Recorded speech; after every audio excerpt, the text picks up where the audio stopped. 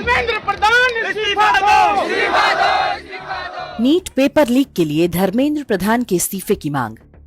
क्या ये सरकारी निकम्मेपन से भड़का एक सामान्य गुस्सा भर था या इसके पीछे की कहानी कुछ और ही है? नरेंद्र मोदी के शासनकाल में शिक्षा विभाग से जुड़ा ये कोई पहला विवाद नहीं। मोदी जी ने भले ही अर्थव्यवस्था के मोर्चे पर बहुत अच्छा काम किया हो, भले ही आज करोड़ों अरबों के घोटाले नहीं होते हों, भले ही आज हर सप्ताह देश के शहरों में बम धमाके नहीं होते हों, भले ही मोदी सरकार ने सीमाओं को सुरक्षित बनाया हो, लेकिन शिक्षा एक ऐसा क्षेत्र है जिसमें मोदी सरकार की विफलता से हर भारतीय निराश है।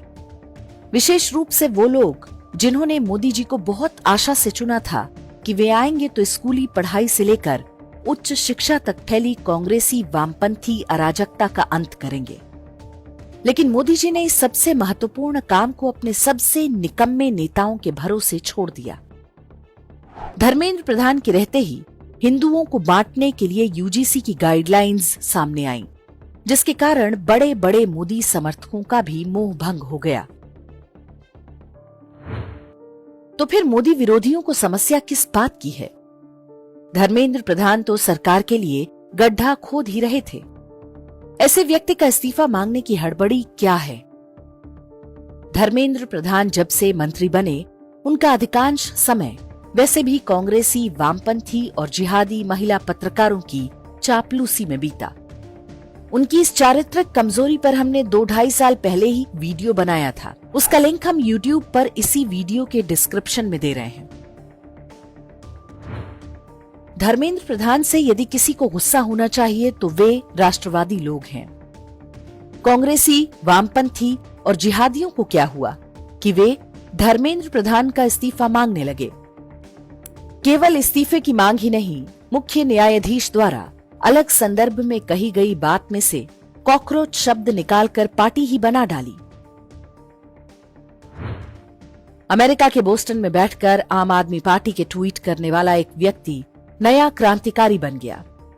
जर्मनी में बैठा एक यूट्यूबर भारत में जेनजी विद्रोह की रणनीति बनाने लगा। लेकिन ये सब अभी क्यों? नीट की परीक्षा तो दोबारा हो ही रही है। पेपर लीक कराने वाले जेल में हैं। मोदी सरकार को कोई खतरा नहीं। लोकसभा चुनाव में 3 साल बाकी हैं। यूपी में कोई असर होने वाला नहीं, तो फिर माजरा क्या है? आपको यह दृश्य याद होगा। 25 नवंबर 2025 को अयोध्या में राम मंदिर की धर्म ध्वजा स्थापना के अवसर पर प्रधानमंत्री मोदी ने एक प्रण लिया था। यह प्रण था भारतीय शिक्षा व्यवस्था में मैकॉले की औपनिवेशिक शिक्षा व्यवस्था को समाप्त करने का प्रण।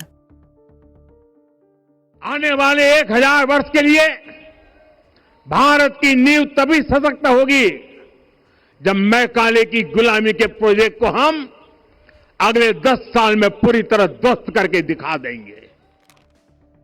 प्रधानमंत्री ने ये बात अनायास ही नहीं कह दी थी। ये तैयारी बीते कुछ समय से चल रही थी। इसी प्रण के आधार पर 3 बहुत बड़े निर्णय तय हैं। पहला, सरकार एनसीईआरटी की कक्षा 9 से 12वीं तक की पुस्तकें लगभग पूरी तरह से बदलने वाली है। गणित के नए सिलेबस में शुल्ब सूत्र को जोड़ा गया है। यह प्राचीन भारतीय ज्योमेट्री है जो आज भारत में भी विदेशियों के नाम से पढ़ाई जाती है। ये एक ऐसा बदलाव है जिसकी कल्पना मात्र से वामपंथी कांग्रेसी तंत्र डरता है। स्वतंत्रता के बाद से सारा प्रयास यही रहा कि भारतीयों को कभी ये पता न चलने पाए कि आज जो आधुनिक गणित है वो भारत में ही पैदा हुआ और यहीं से पूरे विश्व में गया। इतिहास का नया सिलेबस और भी आगे जाता है। आर्यन इन्वेजन थियरी पूरी तरह कचरे के डिब्बे में डाल दी गई। उसके स्थान पर भारत के बच्चे अब सिंधु सरस्वती सभ्यता में हुई नई खोजों के बारे में पढ़ेंगे। ऐसे ढेरों बदलाव हैं, लेकिन ये 2 ऐसे विषय हैं जिन्हें बहुत सोच समझकर भारतीयों से छिपाया गया था।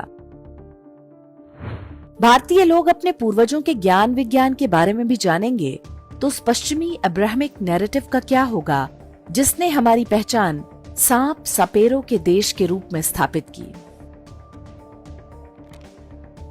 दूसरा, त्रिभाषा फॉर्मूला लागू करना। सीबीएसई ने 15 मई 2026 को एक सर्कुलर जारी किया जिसमें कहा गया कि कक्षा 9 से हर बच्चे को 3 भाषाएं पढ़नी होंगी, जिसमें से कम 2 भारतीय भाषाएं होनी चाहिए।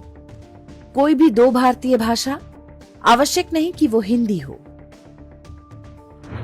उत्तर प्रदेश के बच्चे तमिल, कन्नड़ या मराठी पढ़ने लगे या तमिलनाडु के बच्चे बांग्ला, गुजराती पढ़ने लगे तो भाषाओं के आधार पर भारत के टुकड़े टुकड़े करने के षड्यंत्रों का क्या होगा? इस निर्णय के दूरगामी परिणामों का अनुमान अभी आपको भले ना हो, लेकिन हमारे शत्रु भली भांति जानते समझते हैं। तीसरा, नेशनल टेस्टिंग एजेंसी अर्थात एनटीए में सुधार के लिए के राधाकृष्णन समिति की रिपोर्ट लागू करना। राधाकृष्णन कमेटी ने कुल 101 बदलावों की सिफारिश की है, जिनमें डिसेंट्रलाइज्ड एग्जामिनेशन सिस्टम सबसे प्रमुख है। एक ऐसी प्रणाली जिसमें पेपर लीक कराना असंभव हो जाएगा। ना किसी टीचर को पैसे देकर पेपर खरीदा जा सकता, ना सिस्टम हैक करके लीक कराया जा सकता। राधाकृष्णन कमेटी की रिपोर्ट इंटरनेट पर उपलब्ध है, आप इसे पढ़ सकते हैं। अब यहाँ पर असली प्रश्न खड़ा होता है, यदि ये तीनों निर्णय लागू हो जाएंगे तो किसको सबसे अधिक नुकसान होगा? अमेरिकी और ब्रिटिश संस्थानों पर आधारित ईसाई शिक्षा व्यवस्था को। सारे पश्चिमी विश्वविद्यालयों में पढ़ाई जा रही सोशल थियरी आर्यन माइग्रेशन पर आधारित है। यदि भारत ही इसे वैज्ञानिक आधार पर अस्वीकार कर देगा तो पश्चिमी श्रेष्ठता बोध या सुपीरियोरिटी कॉम्प्लेक्स का क्या होगा? चर्च के उन तमाम झूठों का क्या होगा जिसके आधार पर उसने भारत में हिंदू धर्म को नष्ट करने और धर्मांतरण की योजनाएं तैयार की हैं। उसके बाद आता है कोचिंग उद्योग। भारत में कोचिंग उद्योग अभी लगभग 58,000 करोड़ रुपए का है। अगले 2-3 वर्षों में इसके 1,34,000 करोड़ रुपए तक होने का अनुमान है। ये पूरा उद्योग किसी परीक्षा में पूछे जाने वाले प्रश्न पहले से बता देने और अंग्रेजी को मिलने वाली प्राथमिकता पर आधारित है। अब यदि एनटीए का डिसेंट्रलाइजेशन हो जाएगा, बच्चों को उनकी मातृभाषा में उत्तर देने की छूट मिलेगी, तो कोचिंग उद्योग का रेत का महल कितने दिन खड़ा रहेगा? कोचिंग इंडस्ट्री में ग्लोबल इन्वेस्टर्स ने जो करोड़ों अरबों रुपए का निवेश किया है, उसका क्या होगा? नीट ही नहीं, अधिकांश प्रतियोगिता परीक्षाओं के पेपर यही कोचिंग माफिया लीक कराता है। कोचिंग के नाम पर भारत के मिडिल क्लास परिवारों से हो रही लाखों करोड़ों की वसूली बंद होगी। ट्यूशन और कोचिंग संस्थान तो पहले भी चलते थे, उनमें कोई समस्या नहीं। समस्या उसके एक संगठित आपराधिक माफिया बन जाने से है। शिक्षा में सुधार हुआ तो सबसे अधिक नुकसान होगा एनजीओ उद्योग का।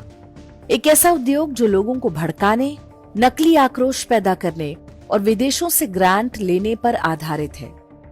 ये उद्योग भी तभी तक है जब तक भारत की नई पीढ़ी बौद्धिक रूप से दूसरों पर निर्भर और हीन भावना का शिकार रहे।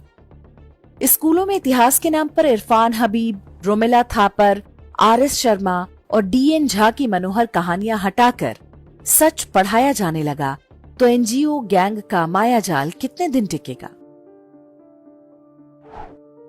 धर्मेंद्र प्रधान को जाना चाहिए, लेकिन उसके कारण अलग हैं। आप विश्वास रखें, जेनजी को लेकर चल रहे तमाशे का पेपर लीक से कोई लेना देना नहीं है। ये खेल उससे कहीं अधिक बड़ा है। नया शैक्षिक वर्ष शुरू होने से पहले इतना हंगामा मचा दो कि सरकार डर जाए और सुधारों से पीछे हट जाए। वैसे ही जैसे 3 कृषि बिलों के साथ हुआ था। शत्रु को अपने लक्ष्यों को लेकर कोई भ्रम नहीं है, वे अपना काम कर रहे हैं। हमें पता होना चाहिए कि जिस सरकार को हमने चुना है, उससे हम अपने काम कैसे करवाएंगे, अपने शत्रु के नैरेटिव में फंसकर या सत्य को जान और समझकर।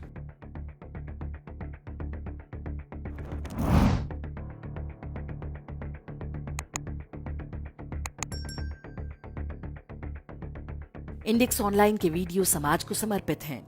आप इनको डाउनलोड करके जैसे चाहे वैसे प्रयोग कर सकते हैं।